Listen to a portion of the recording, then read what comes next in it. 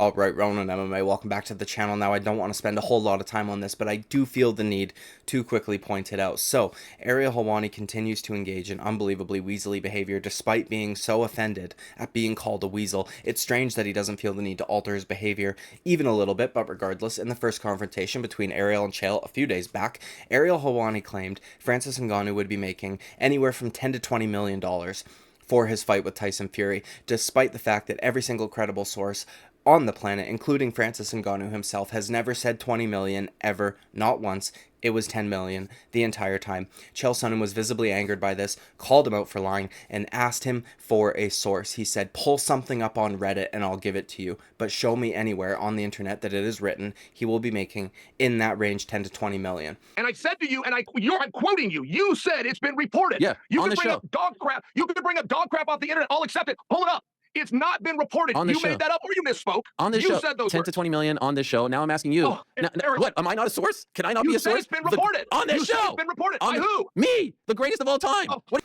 At this point, Ariel Helwani decides he's going to show us all of his journalistic integrity in one statement, and he says, myself. He cites himself as a source. It was reported by me on this show, even though he has no basis for that source whatsoever. Francis Ngannou never told him that. Markel never told him that. 20 million is an absurd number and was never brought up by anybody. So he literally pulled that number out of his ass.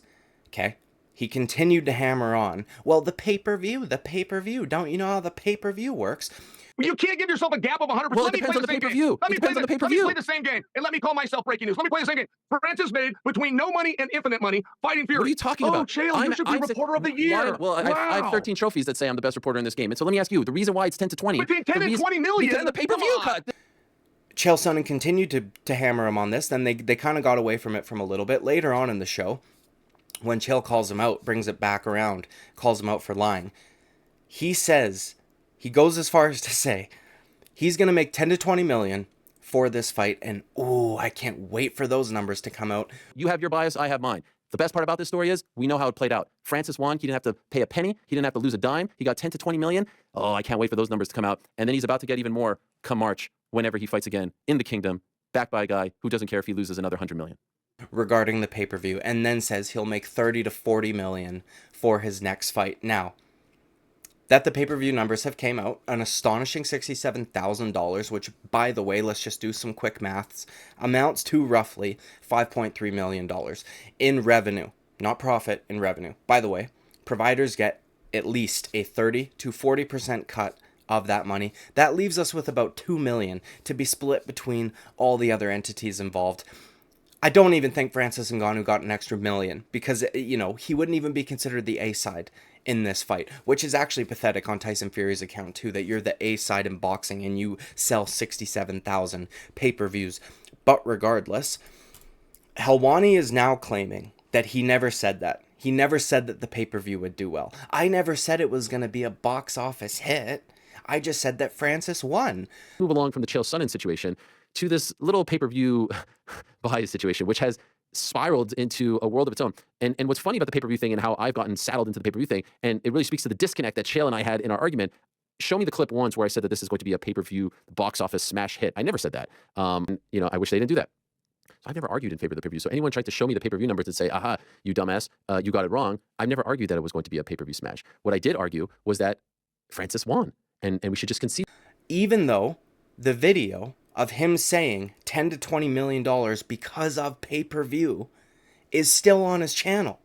How are you going to blatantly lie when the evidence is still on your channel? You left it up. It's insane to me. He's gaslighting his entire audience. He absolutely did imply that this pay-per-view was going to be a hit when he gave a margin of error of 10 million fucking dollars for what Francis Ngannou could possibly be getting as his cut of the pay-per-view, when the pay-per-view sold half of that in total revenue, half of $10 million. Like, are you fucking kidding me? I don't understand how there's anybody that still listens to this guy and takes him seriously at this point. He is not a journalist. He is a propagandist. He has a YouTube just like everybody else, but for some fucking reason continues to win awards for journalism. His journalistic integrity is exactly zero. You don't cite yourself as a source, and then you don't walk it back without acknowledging that you erred. You know? It's pathetic behavior. If he had any respect for journalism whatsoever, he would have never sourced himself. He would have never spewed out such an irresponsible number with 100% margin of error. And now that he's been proven wrong, he should have probably maybe walked it back a little bit, or at the very least said, yeah, you know what, I may have exaggerated a little bit. It is what it is, because it didn't even do half of that in total revenue. And again, providers make 30 to 40% of that pay-per-view cut, meaning cable, meaning ESPN, meaning DAZN, guys like this, the people that provide the pay-per-view to you, or provide the service, for you to buy the pay-per-view. It's insane to me. This guy is absolute fucking scum. And he's gaslighting everybody that listened to that conversation into thinking that he never claimed this pay-per-view would do well. It's insane to me. And I don't understand how there are people in this space that still take him seriously. And also, Weasel is a deceitful or dishonest person. That fits Ariel Helwani to a fucking T. By the way, in this first confrontation, I covered this. I didn't see anybody actually talk about this on multiple videos.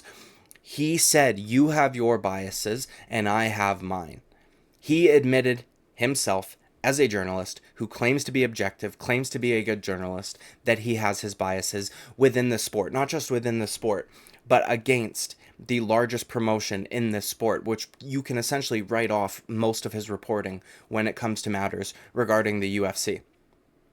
When I say that this fuck is scum, or a weasel, or any of that, it has nothing to do with his ethnicity or family heritage, despite the picture that he tried to paint after Chael Sonnen called him a weasel live on air. Okay, this has everything to do with how he conducts himself on a regular basis, and that's it. And he continues to do so, and then wonders why people might refer to him as a weasel, might refer to him as a rat, might refer to him as anything,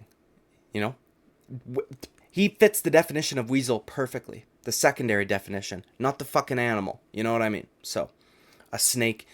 It's pathetic, honestly.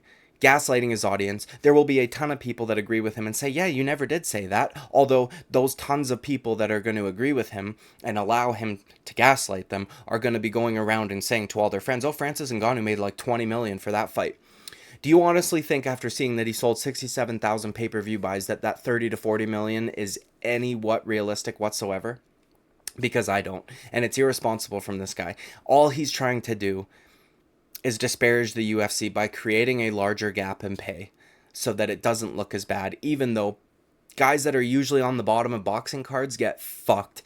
Maybe even worse than the guys on the early prelims of a UFC card. So anyways, dude, like and subscribe. I would greatly appreciate it. I'll see you at the next video. Bye-bye.